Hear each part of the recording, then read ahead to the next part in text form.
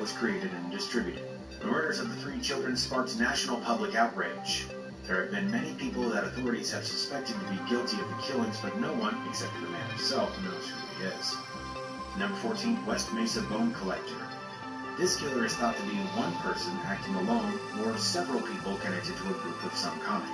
Whatever or whoever is responsible, the remains of 11 women were found in 2009 in the desert of Albuquerque, New Mexico. The killings were committed between 2001 and 2005. The victims were between 15 and 32 years old, and most were Latino. Several of them were also involved in sex work and drugs. No official suspects have ever been named in connection with the murders. Number 15, the Zodiac Killer. When talking about unidentified serial killers, we finished to lead out probably the most infamous one in recent history. Like Jack the Ripper, the Zodiac Killer sent cryptic messages and other items surrounding the murders he committed to the police. The Zodiac claimed to have killed 37, of which 5 have been confirmed, people in total. It's believed that most of his crimes were committed in the late 1960s in San Francisco and Napa Valley. Several suspects have been brought forth, but no one has ever been apprehended.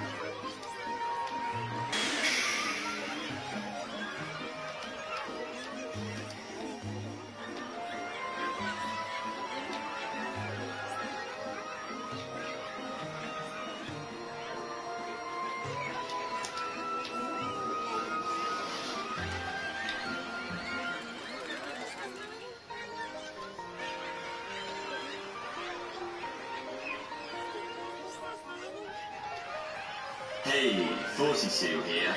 According to Forbes, last time they published their rich list, Amazon owner Jeff Bezos was the richest man in the world, with a fortune estimated at around $177 billion.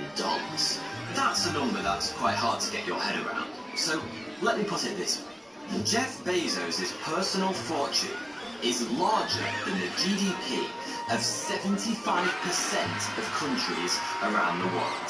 That's one man wielding the equivalent riches of a nation, and a fairly big one at that. This is a level of wealth nobody could conceivably spend in a lifetime, no matter how expensive their tastes. Seriously. Jeff is 57 years of age at the time of recording this video. Now, he's probably going to have his head cryogenically frozen and live forever, but for the sake of making the point, let's assume he's going to live to 80. In order to use up all of his $177 billion before he died, discounting interest, he would need to spend almost $22 million every single day for the rest of his life. That's well over 10 times the average income an American makes over his entire career, every single day, for about 8,400 days in a row. Yeah, but here's something really interesting. Whilst Jeff Bezos may well be the richest man in modern times, he isn't the richest human being ever to have lived. In fact, remarkably enough, if you adjust for inflation, he isn't even close.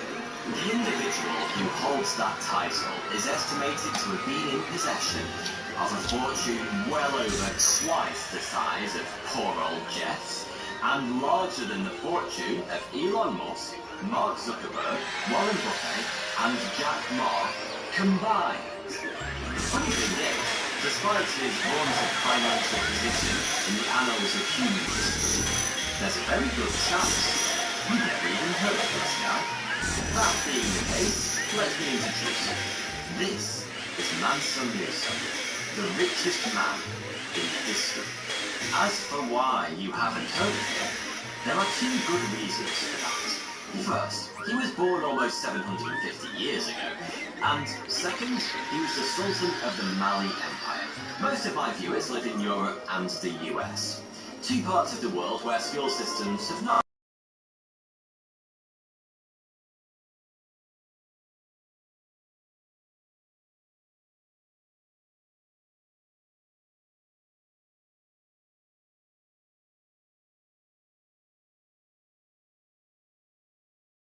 percent of the world's population. It grows incredibly quickly in the space of just a couple of generations during what's known as the golden age of trade in Africa. The rise of the Mali Empire was built on its unfathomable wealth, and that came primarily from two things: gold and salt, both of which were in rich local supply. So much so that, at the time, approximately half of all gold in the old world, that's Europe, Africa and Asia, came from just 3 gold mines in Mali.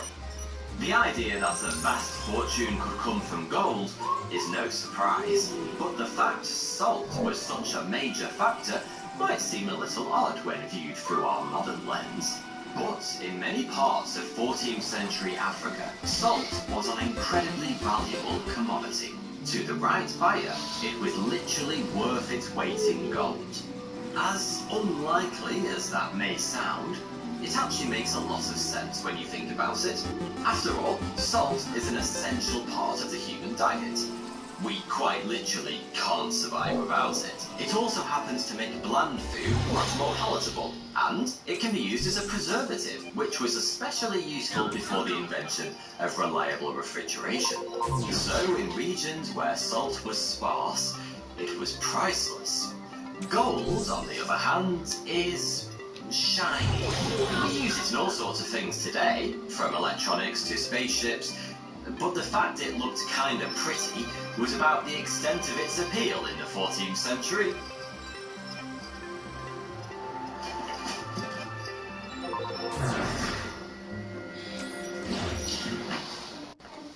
Hey, 42 here. Hey, 42.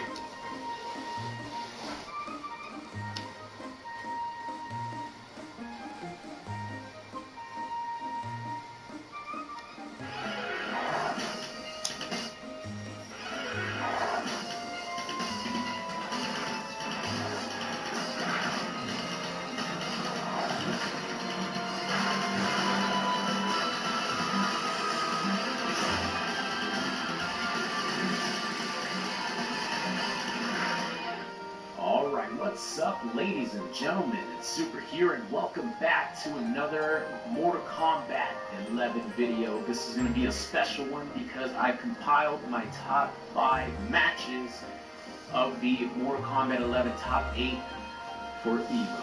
And I have to say, man, the storyline for this tournament was an amazing one because obviously EVO is just the biggest fighting game tournament in the world. There's always going to be storylines, tension. There's always going to be a very high display of skill. But the storyline for this Mortal Kombat 11 tournament was these two twins that you guys are seeing on the screen right here. We have Nicolas and Scorpion Prox. Two pretty much kids for me, 17 years old, dominating Mortal Kombat 11 the last year. If they watch this, felicidades en todo el éxito que han tenido en Mortal Kombat 11 en todo este año. These guys have been dominating every single major tournament. It's ridiculous. I think they hadn't lost a game other than to themselves in like a year. Like they hadn't lost a set to anybody other than trading back and forth between themselves. In a year, in like 4 major tournaments, Fox had not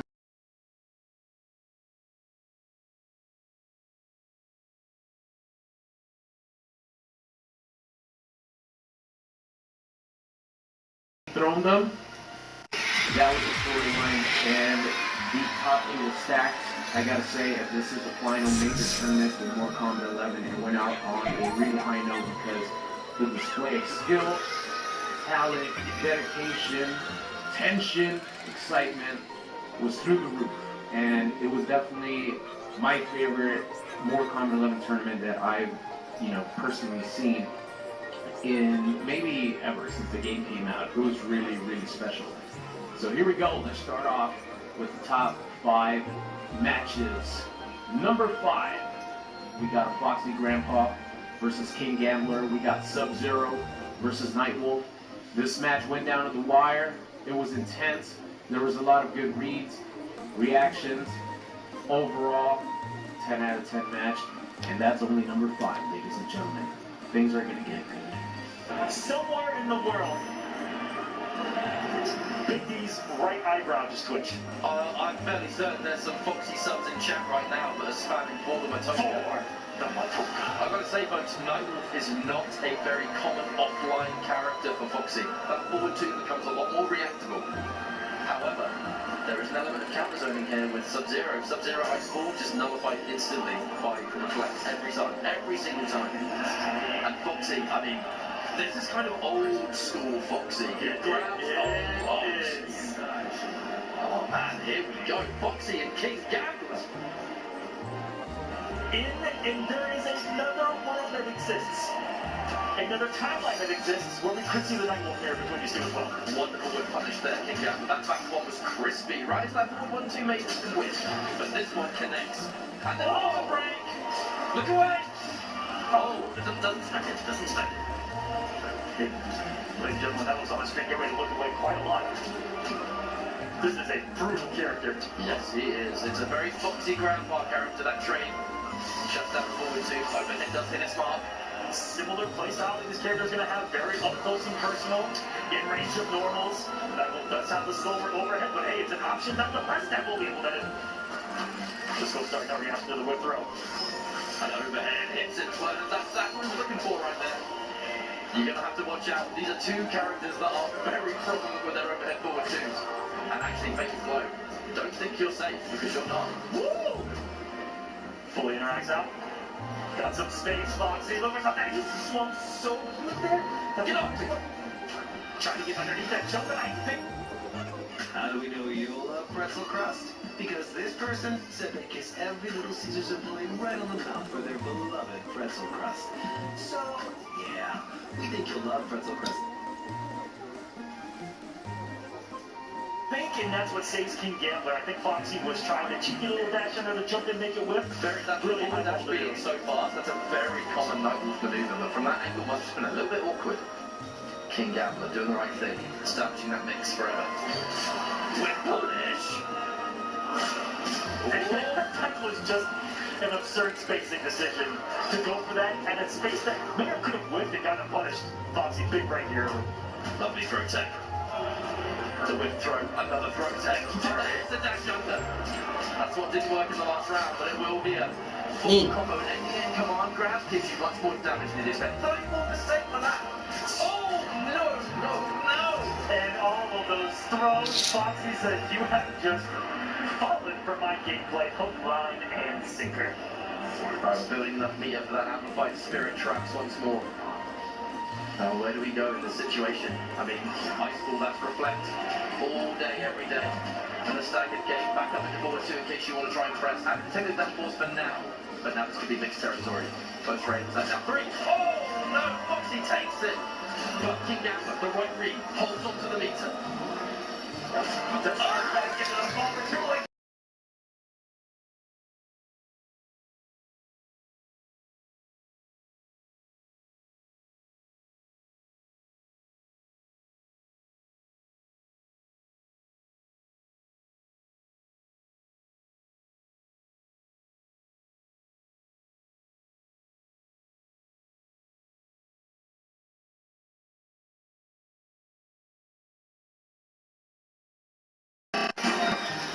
Oh man, that low. There is a gap there, I believe, to go through it, so you can make a read with a neutral jump.